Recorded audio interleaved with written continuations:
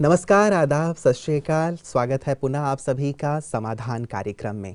मित्रों, चर्चा हो रही है बहुत सुंदर विषय पर कि युवा वर्ग अपने जीवन का लक्ष्य किस प्रकार निर्धारित करे। बहुत ही महत्वपूर्ण विषय है, इसीलिए बहुत गहराई से इस पर चिंतन करने की, चर्चा करने की आवश्यकता है। क्योंकि एक बहुत बड़े साइंटिस्ट एक बार रेलगाड़ी में सफ़र कर रहे थे। एक टीटी उनके पास पहुंचा और टीटी बहुत परिचित था उनका, बहुत बड़ा प्रशंसक भी था उनका। उनके पास बैठ के उनके साथ गप्पे लगाने लगा। जब वो जाने लगा टीटी, तो ये जो साइंटिस्ट महोदय थे, इन्होंने ढूंढना प्रारंभ किया कि टिकट कहाँ है ताकि मैं उन्हें दिखा सकूं। तो जब उन्होंने देखा टीटी ने कि बहुत परेशान हो रहे हैं, टिकट ढूंढने में इन्हें बहुत दिक्कत हो रही है, उन्होंने कहा कि कोई बात नहीं सर, आप आराम से ढूंढ लीजिए, मैं फिर से चक्कर लगा के आता हूँ।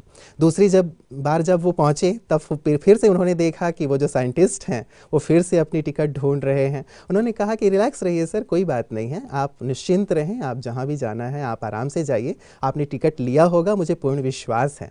तो साइंटिस्ट ने कहा, भाई मैं तुम्हें दिखाने के लिए टिकट नहीं ढूंढ रहा हूँ, मैं इसलिए टिकट ढूंढ रहा हूँ ताकि मुझे तो पता चले कि मुझे उतरना कहाँ है। तो ये बहुत इंपॉर्टेंट बात हो जाती है कि जीवन में हमें जाना कहाँ है, पहुँचना कहाँ है, ये जब तक हमें पता न हो तब तक हमारे जीवन की जो गति है, दिशा है, हमारी दशा है, बहुत ज़्यादा प्रभावित होती रहती है, नष्ट होता रहता है हमारा समय, हमारी ऊर्जा। इसीलिए इस महत्वपूर्ण बिंदु पर चर्चा हम आज भी जारी रखेंगे और इस चर्चा को आगे बढ़ाने के लिए हमारे साथ हमेशा की तरह राजयोगी सूर्य भाई जी यहाँ उपस्थित है। आइए उनका स्वागत करते हैं। प्राता जी, एक बार पुनः आपका बहुत बहुत स्वागत है। थैंक्स। प्राता जी, पिछली बार हम लोगों ने चर्चा की थी कि लक्ष्य जब व्यक्ति एक निर्धारित कर लेता है तो एग्जीक्यूट करने के लिए उसके पास जो योजना उसे बनानी चाहिए, उसमें से एक बात आपने बहुत सुंदर कही थी कि एक मनोचित्रण करे, एक विजन उसके पास होना चाहिए कि उसे कहाँ पहुँचना है, क्या करना है। दूसरी बात आपने बहुत सुंदर कही थी कि एक तीव्र ललक हो, क्योंकि जब तक एक तीव्र इच्छा नहीं होगी तब तक वो अपने लक्ष्य की ओर नहीं बढ़ेगा, अन्य अन्य दिशाओं में जाता रहेगा। और तीसरी बात आपने बहुत प्यारी इसके साथ जोड़ी थी कि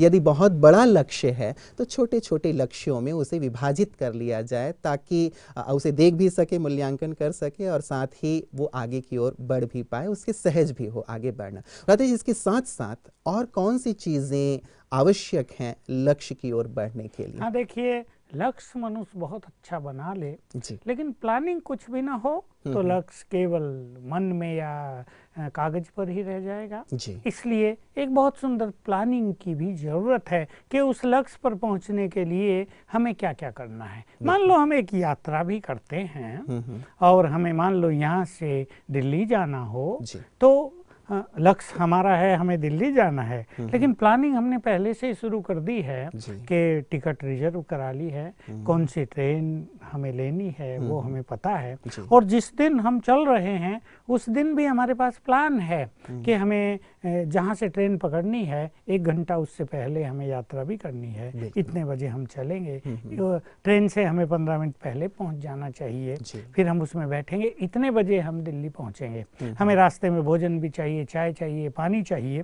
इस सब की प्लानिंग हम पहले से ही कर लेते हैं। अगर केवल ये लक्ष्य हो के दिल्ली पहुंचना है और हम टिकट भी रिजर्व न कराएं, हमें पता भी ना हो कौन सी डेट पर हमें चलना है, तो हमारा लक्ष्य केवल लक्ष्य ही रह जाएगा। तो अपने लक्ष्य के लिए एक सुंदर योजना हम बनाएं और उस योजना पे जितनी विस्तार से हो सके हम विचार करें। छोटी छोटी बातें जैसे आपने कही, कहाँ से भोजन लेना है, पानी लेना है, कितने बजे पहुंचना है, तो लक्ष्य को भी उसी रूप में लेते हुए हम बहुत बारीकी से स्टूडेंट्स का लक्ष्य है या किसी व्यापारी का लक्ष्य है या किसी साइंटिस्ट का लक्ष्य है, वो कोई रिसर्च कर रहा है, तो उसने लक्ष्य तो बना लिया लेकिन उसे एक्टिव तो होना ही पड़ेगा, उसकी एक सुंदर प्लानिंग करनी पड़ेगी और छोटी प्लानिंग भी करें कि आज ये काम कर लेना है, कल ये काम कर लेना है। साथ साथ ये भी बहुत जरूरी है कि हम उसका अवलोकन भी करते रहें, मतलब एक विश्लेषण हमारे अंदर होता रहे कि भाई 4 दिन रह गए हैं, अभी एग्जाम के 10 दिन रह गए हैं, अभी 15 दिन बाकी हैं, या कम होता जा रहा, अब 1 दिन रह गया,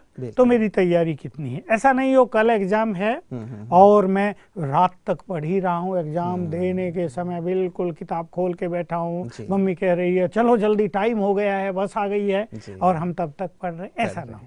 तो एक सुंदर प्लानिंग हो, उसका अवलोकन करते रहें कि हमारी तैयारी उसके अनुरूप चल रही है क्या, ये भी बहुत आवश्यक है। अगर हम तैयारी नहीं करेंगे, मान लो हमारे पास 6 मास थे और हमने 5 मास तो बिता दिए, लेकिन हमने अवलोकन किया ही नहीं कि हमारी तैयारी पूरी हुई या नहीं। जब 1 मास रह गया तब हमने देखा कि काम तो 1/3 ही हुआ है, 2/3 बाकी है, तो ये भारी पड़ जाएगा, टेंशन देने वाला हो जाएगा। इसलिए एक ऐसी प्लानिंग कि 1 मास में इतना काम पूरा कर देंगे, दूसरे मास में इतना काम पूरा कर देंगे, साथ साथ उस पर एक दृष्टि रहे कि हो गया या नहीं। और जो लोग भ्राता जी ऐसा करते हैं, मुझे लगता है वो जीवन को बहुत सहज तरीके से जीते हैं। उनके पास भरपूर समय भी होता है और हर चीज को वो समय दे पाते हैं। और जैसा आपने कहा कि यदि अवलोकन नहीं कर रहे हैं, जो उन्होंने प्लानिंग की है उसके अनुसार वो काम पूरा कर पा रहे हैं या नहीं कर पा रहे हैं, यदि वो ये नहीं देखते हैं तो लास्ट में उनके लिए बहुत भारी पड़ जाती है ये बात।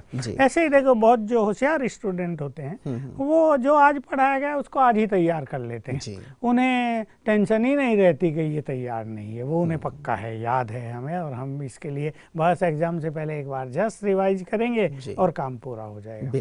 तो ये भी बहुत अच्छी चीज है। लेकिन एक इम्पोर्टेंट चीज, मोस्ट इम्पोर्टेंट मैं इसे कहूँगा कि हर व्यक्ति कुछ अच्छी आदतों का भी अपने अंदर निर्माण करे और कुछ जो गलत आदत उससे पड़ जाती हैं उसका वो उन्मूलन भी करे, उनको समाप्त भी करे।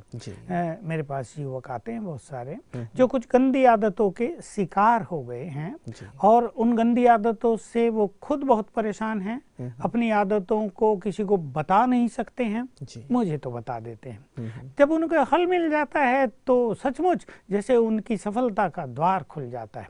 इसलिए ये बहुत जरूरी है कि किसी बुरे संग में आकर कोई गंदी आदत मनुष्य को ना पड़ जाए। जैसे विवेकानंद जी ने कहा है, शायद आपकी इस बात को मैं उनके कथन के साथ जोड़ना चाहूँगा। उन्होंने कहा कि अपने जीवन में एक लक्ष्य बनाओ और लक्ष्य के मार्ग में आने वाली जितनी भी बाधाएं हैं, जो भी लक्ष्य प्राप्ति के मार्ग में तुम्हें लगता है कि अवरोध पैदा कर रहे हैं, उनका विष की भांति त्याग कर दो। बिल्कुल, बहुत सुंदर बात कही उन्होंने। क्योंकि अगर हम उनका त्याग नहीं करेंगे तो वो हमारी मानसिक शक्तियों को जहरीला करती जाएंगी, वो हमारी बौद्धिक क्षमताओं पर कुठारा घात करती जाएगी और हमें लक्ष्य से दूर भी दूर हो जाएंगे। मैंने देखा है ऐसे युवक जो गंदी आदतों के शिकार हो गए, कुछ व्यसनों के वश हो गए, कुछ और गंदी आदतें होती हैं युवकों को पवित्रता से संबंधित, अपवित्रता से जुड़ी हुई, तो मैं देखता हूँ वो मानसिक रूप से बहुत वीक होने लगते हैं, उनके जीवन में खुशी नष्ट होने लगती है और इसका सीधा इफेक्ट आता है उनकी बौद्धिक क्षमताओं पर। और अगर किसी मनुष्य की बौद्धिक क्षमताओं का ह्रास होने लगे तो उसके पास करने को कुछ नहीं रहता है। तो अच्छी आदतों में किन चीजों को युवा वर्ग अपने जीवन में शामिल करे? एक तो देखिए, आजकल हालांकि ये चीज बहुत कम रह गई है हमारे समाज में, हमारे टोटल परिवेश में, सत साहित्य का अध्ययन। मुझे अपने जीवन की बात याद है, सबसे पहले मैंने जीवन चरित्र पढ़ा था आर्य समाज के संस्थापक महर्षि स्वामी दयानंद जी का, उसने मुझे बहुत प्रभावित किया। दूसरा मैंने पढ़ा स्वामी विवेकानंद का, फिर मैंने पढ़ा महात्मा गांधी का, और ऐसे ही मुझे छोटी छोटी किताबें मिलती रही। हमारी हिस्ट्री में जो हीरो हुए हैं उनके चरित्र मुझे थोड़ा थोड़ा उनका हिस्सा पढ़ने को मिलता गया। उनसे मैंने जो कुछ सीखा वो एक्चुअली और कहीं से नहीं सीखा है। तो मैं ये अपने साथी विद्यार्थियों को, बड़ों को, सबको कहूँगा कि सत साहित्य का अध्ययन, क्योंकि जो चीज़ हम रुचि से पढ़ते हैं वो हमारे मानस पटल पर पूरी तरह छप जाती है, वो हमारे जीवन में धारण हो जाती है। एक बहुत अच्छी धारणा तो ये है सबके लिए। जी, तो सत्य साहित्य का अध्ययन करें। लेकिन व्रता जी, आजकल कहीं ना कहीं थोड़ा सा ये विलुप्त होता जा रहा है, ऐसा लगता है। यही मैं कह रहा था कि इलेक्ट्रॉनिक्स मीडिया ने आजकल ज्यादातर लोग समय टीवी के सामने, वो इंटरनेट जो के उनके पास सामने, टाइम बचा वो टीवी पे या नेट पे देंगे, तो इससे उनका सोशल लाइफ भी बहुत प्रभावित हो रहा है बहुतों का। और इससे जो ये पढ़ने की टेंडेंसी थी मनुष्य के अंदर, ये लुप्त होती जा रही। अभी टीवी पे तो बहुत कुछ सीखने को नहीं मिलता है, मैं भी देखता हूँ और जो साथी देखते हैं वो बताते हैं कि कोई बहुत अच्छी बातें टीवी से मनुष्य को मिलती अवश्य है। मैं ये नहीं कहूँगा, टीवी में जो चैनल्स आ रहे हैं या जो भिन्न भिन्न लोग सीरियल बनाते हैं उनसे अच्छी बातें भी लोगों को सीखने को मिलती हैं, पर सीखने वाले की अपनी उस तरह की मनोवृत्ति होनी चाहिए। लेकिन ये बात बिल्कुल सत्य है कि साहित्य का अध्ययन करने की जो हमारी एक आदत थी वो बहुत कम होती जा रही है। है उसका इफेक्ट कहीं ना कहीं मनुष्य के चरित्र पर पड़ रहा है। एक छोटी सी बात कर लें, ज़्यादा नहीं, शुरू करें 15-20 मिनट से कि हमें रोज 15-20 मिनट, फिर आधा घंटा बस। इसमें महापुरुषों की जीवनी हो सकती है, कुछ हाँ, अच्छी अच्छी बातें हो सकती हैं जो जीवन को हमारे कैरियर से जुड़ी हुई हो, हमारे व्यवहार से जुड़ी हुई हो, या फिर समाज के सर्वांगीण विकास से जुड़ी के हुई लिए हो, मॉरल वैल्यूज की कुछ चीज़ें हों, चरित्रवान बनाने की कुछ चीज़ें हों। कुछ ऐसी सुंदर कहानियाँ मिलती हैं कि लोगों ने कैसे साहसपूर्वक एक ऊंचे लक्ष्य को प्राप्त किया, कैसे उन्होंने, उनके सामने बहुत सारे चैलेंजेज आए लेकिन उन्होंने किसी भी चीज़ की परवाह नहीं की और अपने लक्ष्य की ओर दृढ़ता से बढ़ते रहे। कष्ट हुए, शारीरिक कष्ट हुए, वो गिर गए, उनकी टांगें टूट गई, लेकिन फिर भी उन्होंने हिम्मत नहीं हारी। ये चीज़ें मनुष्य के अंदर निर्भयता लाएंगी, हिम्मत का विकास करेंगी और एक आत्मविश्वास पैदा करेंगी कि नहीं, कुछ भी प्राप्त करना कठिन नहीं है। बिल्कुल। तो ये एक साहित्य का अध्ययन जो है, अच्छे साहित्यों का अध्ययन, जैसे आपने एक बहुत अच्छे पॉइंट पे छोड़ा, मुझे याद आ गया, अब्राहम लिंकन जी की बात मुझे याद आई। 21 वर्ष से लेकर के भ्राता जी 51 ईयर्स के जब वो हुए तब तक लगभग ये 30 वर्ष का समय ऐसा रहा उनके जीवन में कि जहाँ भी उन्होंने हाथ डाला वहाँ ही उनको असफलता मिली। चाहे वो बिजनेस में उन्होंने हाथ आजमाया हो, चाहे पॉलिटिक्स में हाथ आजमाया हो, उनकी पत्नी ने भी शरीर छोड़ दिया, बहुत सारी घटनाएं उनके जीवन में घटी, लेकिन फिर भी उन्होंने हार नहीं मानी और शायद कहीं ना कहीं वो अपने मूल्यों के साथ जुड़े रहे होंगे जो 52 इयर्स जब वो ओल्ड थे तो अमेरिका के राष्ट्रपति बन गए। देखिए, इस अब्राहम लिंकन की कहानी से भी हमें एक बहुत अच्छी सीख मिलती है और ये भी एक साहित्य ही है ना भ्राता जी, जैसे आपने कहा सत साहित्य। तो ये उनके जीवन की ऐसी घटना की ऐसी परिस्थिति से भी व्यक्ति जब सफल होकर के इतने ऊंचे ओहदे तक पहुंच सकता है तो हम क्यों नहीं पहुंच सकते? बस तो हमें उनसे ये सीखना है। देखिए, अगर हम उनकी ये बायोग्राफी पढ़ेंगे तो हमें सीखने को मिलेगा कि असफलता होने पर मनुष्य को हिम्मत नहीं हारनी चाहिए। हो सकता है हर असफलता तुम्हारा बेस्ट टीचर बनकर तुम्हें सफलता की ओर ले जाए, हर हार तुम्हें विजय का तिलक देने वाली हो जाए। तो मनुष्य को ये सब पढ़ने से इतना अच्छा होगा कि वो हिम्मत नहीं हारेगा, वो कभी निराश नहीं होगा और उसे ये पता होगा कि सर्वोच्च शिखर पर पहुंचने से पहले कई बाधाओं को हर मनुष्य को पार करना ही पड़ेगा, सीधा रास्ता कहीं भी नहीं है। और ये उसके अनुभवों को बढ़ाते ही हैं और उसे और ज्यादा परिपक्व और सशक्त बनाते हैं। बिल्कुल। तो ऐसे ही सत साहित्य के अध्ययन के साथ मैं अब दूसरी चीज जोड़ूंगा, थोड़ा जल्दी उठने की आदत। हाँ, देखिए, सवेरे का जो समय होता है थोड़ा जल्दी से मतलब ये है कि सूर्योदय से पूर्व। आजकल दिनचर्या वैसे ऐसी हो गई है कि लोग 8, 9 या 10 बजे तक, खास करके युवाओं के साथ कई बार ऐसा होता है कि देर रात तक कार्य करते हैं और देर सुबह जगते हैं। बिजनेस पीपल के साथ भी यही हो रहा है कि 12, 1, 2 बजे तक काम किया और फिर अगले दिन 10-12 बजे तक सोए रहे और फिर जगेंगे। तो जब सूरज की किरणें पड़ने लगती हैं, देखिए उससे क्या होता है कि प्रकृति में बहुत सारा रिएक्शन होने लगता है गर्मी से, सूरज की एनर्जी से। उससे जो सात्विकता थी वातावरण की वो नष्ट हो जाती है और कहीं ना कहीं बहुत ज्यादा पोल्यूशन या तामसिकता हमारे चारों ओर फैल जाती है। तो जब मनुष्य गहरी नींद से उठेगा तो इस वातावरण का इफेक्ट उसके ब्रेन पर, उसके मन पर अवश्य आएगा। तो ये टोटल एक जीवन को एंजॉय करने के मार्ग में एक अच्छी चीज नहीं है। सूर्योदय से पहले उठें, थोड़ा बाहर आ जाएं घर से, प्रकृति के सौंदर्य को निहारें, आकाश के नीचे आए, खुली हवा का आनंद लें, देखें ये प्रकृति, ये संसार, ये जीवन सचमुच कितना सुंदर है।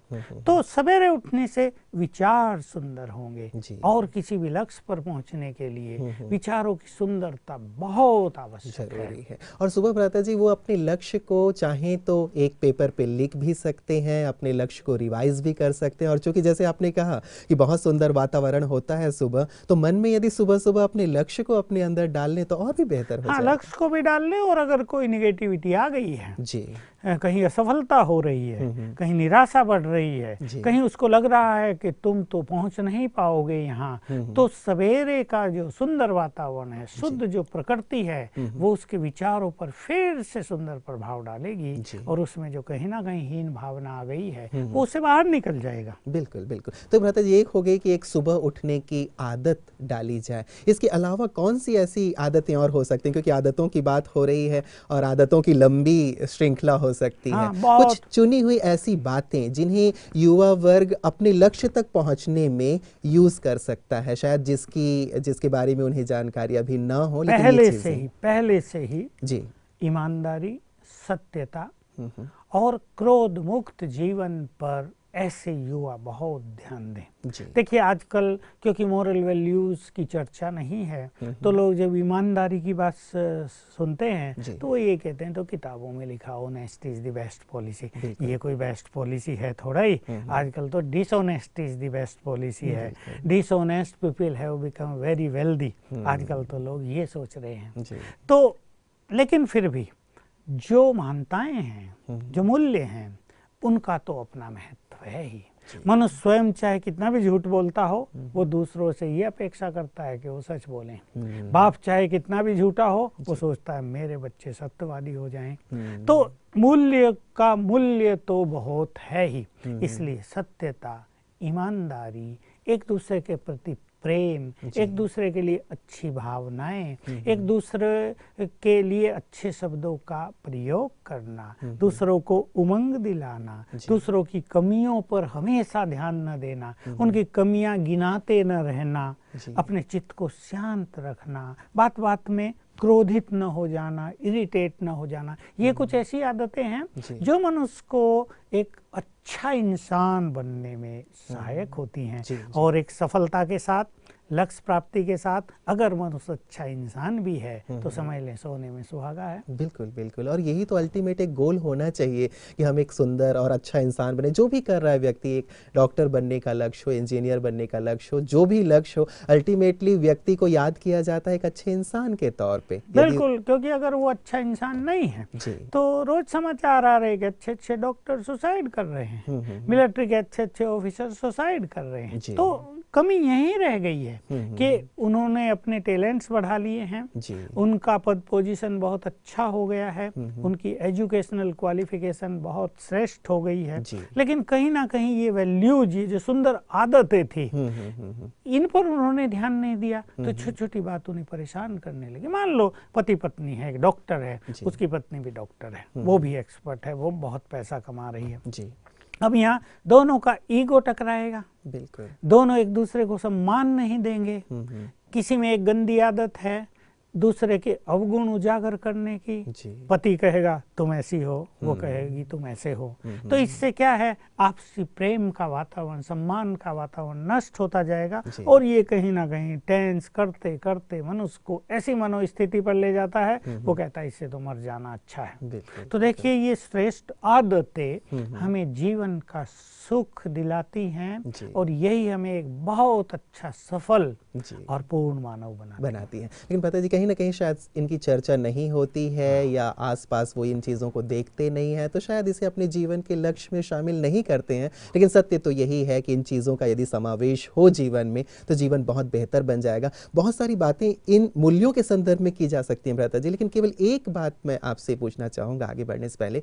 कई लोग ये सोचते हैं, जैसे ईमानदारी की बात आपने कही, कि यदि व्यक्ति ईमानदार होता है तो समाज में रहना उसके लिए बहुत कठिन हो जाता है। जैसे कईयों ने ईमानदारी बरतते हुए बहुत सारे चीज़ों को उजागर किए कि भाई यहाँ लोग डिसऑनेस्ट हैं, यहाँ है, और उनको मार दिया गया, उनके जीवन का ही अंत कर दिया गया। तो जब लोग ये देखते हैं तो सोचते हैं कि समझौता करके चलना ज़्यादा अच्छा है। ऐसे में क्या करें? बात तो ठीक है।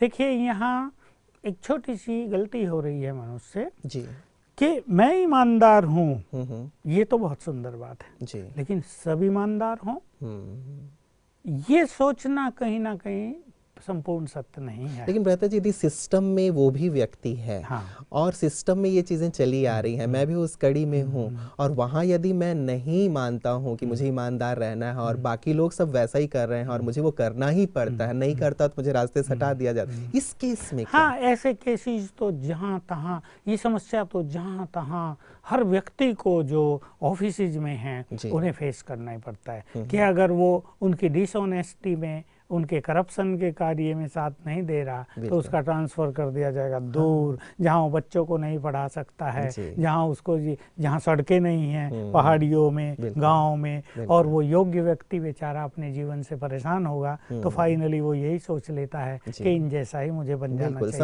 समझौता कर लेता। लेकिन ये हमें एक बहुत गहराई से परखना होगा जी। कि ईमानदारी भी हमारी तूफान न बन जाए, ईमानदारी हमारी इतनी ज़्यादा न हो जाए कि हमारी ईमानदारी लोगों को परेशान करने लगे, हमारी ईमानदारी दूसरों को कष्ट पैदा करने लगे, उनको टेंशन देने लगे कि भाई ये भी यहाँ बैठा है, जरा सावधान रहो। तो फ्लेक्सिबल होना भी समय अनुसार मनुष्य के लिए परम आवश्यक होता है, क्योंकि सब ईमानदार नहीं हो सकते हैं। इसलिए जो जैसा है, जैसी सिचुएशन है, जैसा समय है, उस अनुसार अपने को फ्लेक्सिबल रखना ये भी आवश्यक है। ठीक है, आप उसमें इन्वॉल्व ना हो, लेकिन उनको तो आप रोक नहीं सकते ना। ठीक है, मतलब अपने स्तर पे हम इस चीज़ को अपने जीवन में लाएं। बाकी यदि सिस्टम में वो चीज़ है तो जितना आप कर सकते हैं उतना आप करें। हाँ। उसके ज़्यादा जहाँ तक आपकी पहुँच नहीं हो सक रही है तो आप उस चीज़ में या तो दखल अंदाजी ना करें या परेशान ना हो सोच करके, यही बात की जाए। ठीक है भ्राता जी, एक चीज़ ये ईमानदारी की जो आपने कही, हम ईमानदारी के साथ साथ इन मूल्यों को अपने जीवन में ला के अपने लक्ष्य की ओर बढ़ना चाहते हैं, लेकिन कई बार ये मूल्य, जैसे मैंने आपको दूसरी बात कही कि हमें कुछ स्रोत नहीं मिल पाते हैं कि कहाँ से ये जो मूल्य हैं इन चीज़ों को हम सीखें या धारण करें, तो इनका स्रोत क्या हो सकता है? देखिए, आध्यात्मिकता इनका स्रोत है जी। एक व्यक्ति चाहता है मैं सत्य बोलूं, लेकिन ऐसी बाधाएं सत्य के मार्ग में भी बहुत हैं, और सत्य का मार्ग वो देखता है कांटों से भरा हुआ है, सभी तो असत्य के मार्ग पे चल रहे, तू अकेला चना कैसे भाड़ फोड़ेगा। अगर हमारे पास स्पिरिचुअल पावर हो, स्पिरिचुअल पावर का यहाँ सीधा सा अर्थ है मन की शक्ति।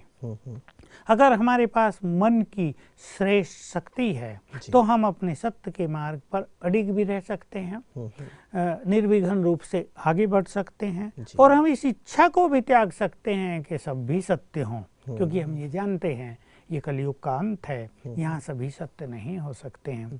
तो स्पिरिचुअलिटी की बहुत आवश्यकता है। स्पिरिचुअल नॉलेज के आधार पर, स्पिरिचुअलिटी में जो राजयोग सिखाया जाता है उसके आधार पर, मॉरल वैल्यूज का हमें ज्ञान भी मिलता है और उन्हें अपने जीवन में धारण करने की शक्ति भी मिलती है। बहुत सुंदर भ्राता जी, आज आपने जो सुंदर बातें रखी हैं और अंत में जो आपने कहा कि स्पिरिचुअल पावर की आवश्यकता है ताकि लक्ष्य की ओर भी बढ़ें और मूल्यों को भी अपने जीवन में लाएं।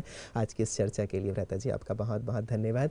मित्रों, आज आपने देखा कि किस प्रकार लक्ष्य की ओर बढ़ने के लिए 3 बातों पर आज विशेष करके चर्चा हुई है, जिस पे आप जरूर ध्यान देंगे और विचार करेंगे। एक बात ये जो हमारे ध्यान में आई कि हम योजनाबद्ध तरीके से आगे बढ़ें, योजना बनाएं कि मुझे अपने लक्ष्य तक पहुंचना है तो किन किन पड़ावों से होकर के पहुंचना है, और हर पड़ाव का हम अवलोकन भी करें ताकि हम देख सकें कि निश्चित समय जो मैंने किया था कि इस समय तक मुझे यहाँ पहुँचना है, उस समय तक मैं वहाँ पहुँच पाया या नहीं पहुँच पाया। अवलोकन भी बहुत इंपॉर्टेंट है। और जो तीसरी बहुत सुंदर बात जो भ्राता जी चर्चा कर रहे थे, मूल्यों की बहुत ज़्यादा आवश्यकता है। यदि जीवन में मूल्य हैं, कुछ बहुत अच्छी आदतें हैं, तो वो स्वतः ही हमें लक्ष्य की ओर बढ़ाते रहते हैं। तो इन सुंदर विषयों पर आप चिंतन कीजिएगा, और साथ ही यदि लक्ष्य से जुड़ी हुई बातें या हमारी जो चर्चा हो रही है उनसे जुड़ी हुई बातों पे कोई आपका सुझाव हो, कोई आपका प्रश्न हो, तो आपके प्रश्नों का, आपके सुझावों का हम सादर आमंत्रण करते हैं। उन्हें आदर से हम स्वीकार करेंगे और अपने इस कार्यक्रम में शामिल भी करेंगे। आज के लिए इतना ही, दीजिए इजाजत अपने मित्र को। नमस्कार।